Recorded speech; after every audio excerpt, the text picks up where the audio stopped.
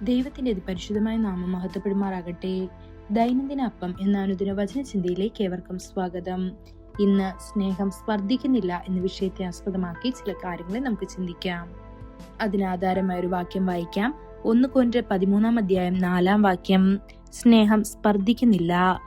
സ്നേഹം നിറഞ്ഞ ഹൃദയത്തിൽ അസൂയയ്ക്ക് ഇടമില്ല.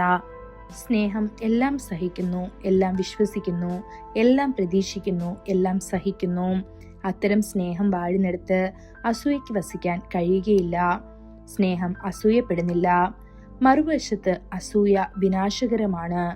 അസൂയ അസ്ഥികൾക്ക് ദ്രവത്വം എന്ന് സദൃശ്യവാക്യങ്ങൾ 14-30 കാണപ്പെടുന്നു. ലൂസിഫറിന്റെ ഹൃദയത്തിലാണ് അത് ആരംഭിച്ചത്. തന്നെ ഉയർത്താനും ദൈവവുമായി തുല്യനാകാനും ആഗ്രഹിച്ചുകൊണ്ട് അവൻ സ്വർഗത്തിൽ നിന്ന് വീണു. അസൂയ മൂലമുള്ള എത്ര ഭയാനകമായ വീഴ്ച! ദൈവമക്കൾ ഒരിക്കലും അസൂയയ്ക്ക് ഇടം നൽകരുത്. കർത്താവ് ഹാബേലിന്റെ വഴിപാട് സ്വീകരിച്ചപ്പോൾ കായീൻ സന്തോഷിച്ചില്ല. സ്വന്തം സഹോദരനെ ദൈവം അനുഗ്രഹിച്ചതിൽ സന്തോഷിക്കുന്നതിന് പകരം അവന്റെ ഹൃദയത്തിൽ അസൂയ ഉയർന്നു. ആ അസൂയ വെറുപ്പിലേക്കും കൊലപാതകത്തിലേക്കും മാറി. അവൻ സ്വന്തം സഹോദരനെതിരെ എഴുന്നേറ്റ് അവനെ കൊന്നു എന്ന് ഉൽപ്പത്തി പുസ്തകം 4-3-8 വരെയുള്ള വാക്യങ്ങളിൽ നമുക്ക് കാണാൻ സാധിക്കും. അസൂയയുടെ ഭയാനകമായ ഫലം ഇതാണ്. ഇന്നും സഹോദരന്മാർക്കിടയിൽ അസൂയയും നീരസവും കാണപ്പെടുന്നിടത്തെല്ലാം കായീന്റെ ആത്മാവ് പ്രവർത്തിക്കുന്നു. ഒരു സഹോദരൻ അഭിവൃദ്ധി പ്രാപിക്കുന്നത് കാണുമ്പോൾ നാം കർത്താവിനോട് നന്ദി പറയുകയും സന്തോഷിക്കുകയും വേണം. ആരുടെയെങ്കിലും തെറ്റ് നാം ശ്രദ്ധയിൽപ്പെട്ടാൽ അവരെ പരസ്യമായി തുറന്നു കാട്ടുകയോ അപമാനിക്കുകയോ ചെയ്യരുത്. മറിച്ച് നാം പ്രാർത്ഥനയിൽ അവരോട് ക്ഷമിക്കുകയും അവരുടെ ബലഹീനതകളെ മറികടക്കാൻ അവരെ സഹായിക്കുകയും വേണം. യോസഫിനെ പരിഗണിക്കുക.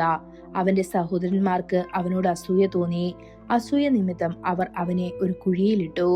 അവനെ കൊല്ലാൻ പോലും പദ്ധതിയിട്ടു. ഒടുവിൽ അവർ അവനെ മിദ്യാന്യർക്ക് വിറ്റു. എന്നാൽ ഫലം എന്തായിരുന്നു? യോസഫിനോട് അസൂയപ്പെട്ട സഹോദരന്മാരെ പിന്നീട് അവന്റെ മുൻപിൽ കുമ്പിടാൻ വരുത്തി. അവർ നിന്ദിച്ചവന്റെ മുൻപാകെ നിലത്തു വീണു. ഇന്ന് നിങ്ങളോട് അസൂയപ്പെടുന്നവർ ഒരു ദിവസം നിങ്ങളുടെ മുൻപിൽ താഴ്മയുള്ളവരായി നിൽക്കും. ബാബിലോണിലെ ഉദ്യോഗസ്ഥർ ദാനിയേലിനോട് അസൂയപ്പെടുകയും രാജാവിന്റെ മുൻപാകെ അവനെ വ്യാജമായി കുറ്റപ്പെടുത്തുകയും ചെയ്തു. ദാനിയേലിനെ സിംഹങ്ങളുടെ ഗുഹയിലേക്ക് എറിഞ്ഞു. എന്നിട്ടും കർത്താവ് അവനെ വിടുവിച്ചു. പകരം അവനെ കുറ്റപ്പെടുത്തിയവരെ ഗുഹയിലേക്ക് എറിഞ്ഞു.